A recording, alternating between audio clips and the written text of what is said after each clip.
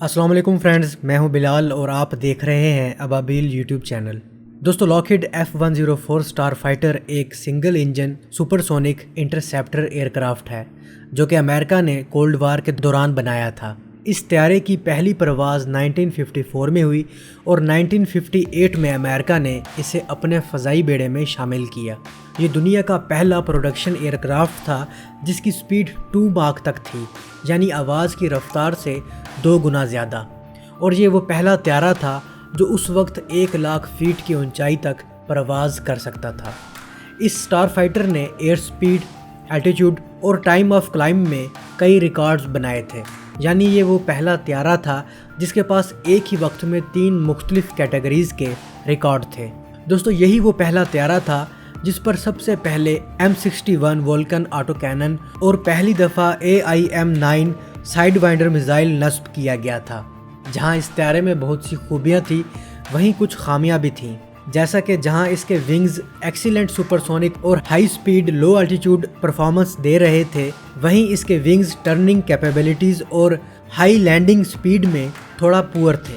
ان طیاروں کا ونگ سپین ایریا بہت کم تھا، جس کے باعث یہ طیارے گراؤنڈ اٹیک کے لیے موزوں نہیں تھے۔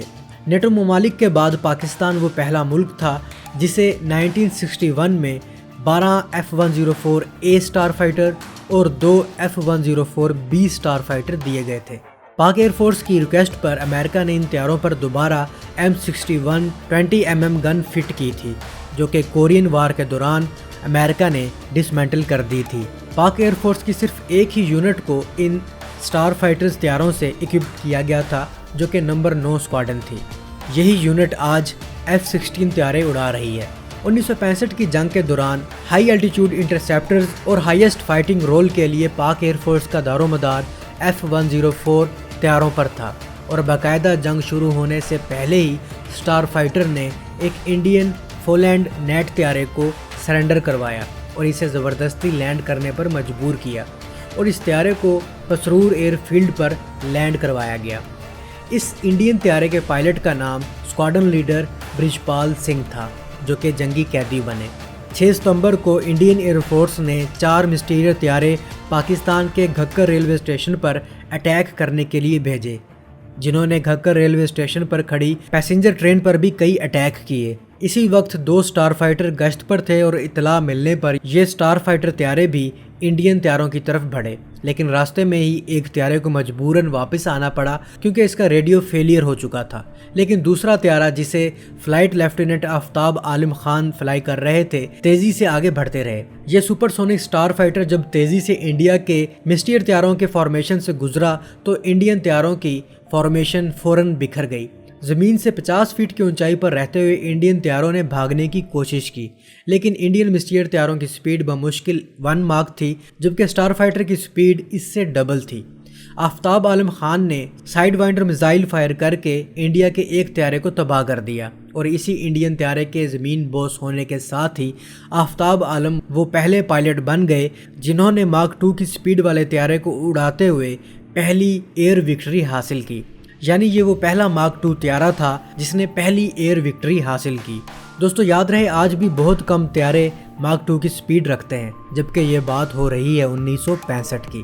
اسی طرح اسکواڈرن لیڈر جمال اے خان نے 21 ستمبر کو انڈین ایئر فورس کے کینبرا طیاروں کو 33,000 فٹ کی بلندی پر انٹرسیپٹ کیا، اور فزلیکا کے نزدیک پاکستانی سائیڈ پر یہ انڈین طیارہ سائیڈ وائنڈر میزائل سے شوٹ ڈاؤن ہوا۔ اس انڈین بامبر طیارے کا ایک pilot flight lieutenant Manmohan eject ہونے میں کامیاب ہو گیا اور پاکستانی قیدی بنا، اور جبکہ اس کا navigator flying officer AK Kapoor eject نہ کر پایا اور اس ایکشن میں مارا گیا۔ دراصل برٹش میڈ کینبرا طیارے میں نیویگیٹر کے لیے ایجیکشن سیٹ نہیں رکھی گئی تھی، ورنہ ایسا کیسے ہو سکتا ہے کہ جس چیز میں آپ تجربہ رکھتے ہیں وہ کام ہی نہ کرے۔ F-104 اسٹار فائٹر طیارے کا رات میں یہ پہلا کیا گیا شکار تھا۔ دوستو، F-104 طیاروں نے 1965 کے دوران صرف انٹرسیپٹ ہی نہیں کیا بلکہ لو لیول کے نائٹ ریکونیسنس مشنز اور ڈے لائٹ ریکونیسنس مشنز بھی کیے، جو کہ انڈین ایئر بیس کے اوپر تھے۔ یہ طیارے اپنی سپیڈ کا فائدہ اٹھاتے ہوئے بڑی تیزی سے انڈین ایئر بیسوں کے اوپر سے گزر جاتے تھے، اور انڈینز کے ریئیکشن کرنے سے پہلے ان کی پہنچ سے دور ہو جاتے تھے۔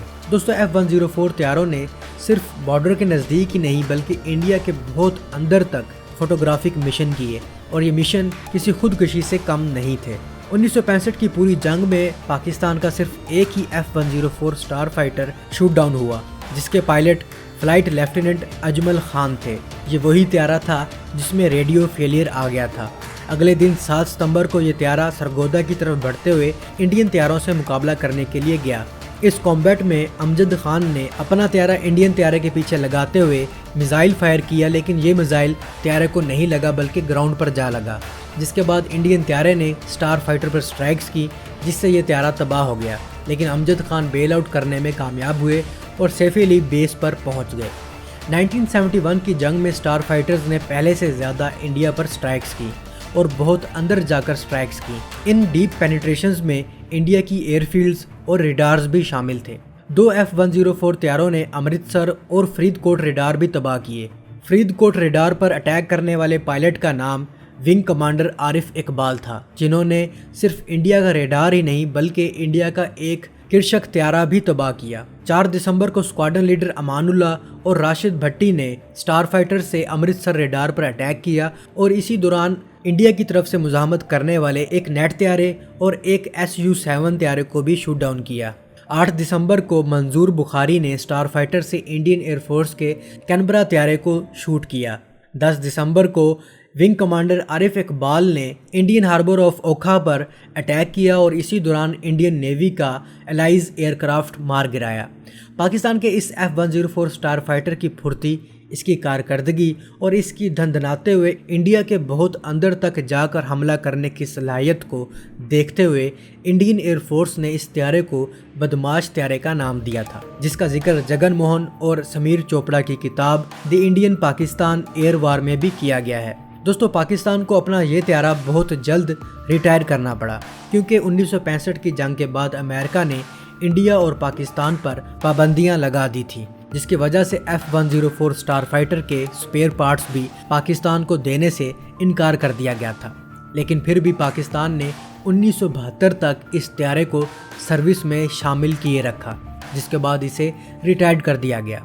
تو یہ تھا وہ پاکستان کا بدماش طیارہ جو تقریباً صرف 10 سال ہی پاکستان ایئر فورس کے فضائی بیڑے میں شامل رہا، لیکن ان 10 سالوں میں اس نے 2 جنگیں لڑیں اور پاکستان کا بہترین دفاع کیا۔ پاکستان کو یہ 14 طیارے ملے تھے، جن میں سے صرف 4 ہی تباہ ہوئے تھے، اور اگر اس کے مقابلے میں امریکہ کی ریشو دیکھی جائے تو وہ بہت زیادہ خراب ہے۔ جیسا کہ امریکہ نے ویتنام جنگ میں 14 اسٹار فائٹر طیارے شامل کیے تھے اور ان 14 میں سے 13 تباہ ہو گئے تھے، صرف ایک ہی سروائیو کر سکا تھا۔ تو ثابت ہوتا ہے وار مشین جیسی بھی ہو، اس کو چلانے والا کمال کا ہونا چاہیے، اور ہمارے فائٹرز اپنے آپ کو کئی دہائیوں پہلے ہی ثابت کر چکے ہیں۔ تو دوستو، اب تک کے لیے اتنا ہی۔ امید ہے آپ کو یہ ویڈیو پسند آئی ہوگی۔ اگر آپ کو یہ ویڈیو پسند آئی ہے تو اپنے دوستوں کے ساتھ ضرور شیئر کیجیے گا، اور کامنٹ سیکشن میں اپنی رائے کا اظہار بھی ضرور کیجیے گا۔ میں ملتا ہوں ایک نئی اور دلچسپ ویڈیو کے ساتھ، تب تک کے لیے اجازت، اللہ حافظ۔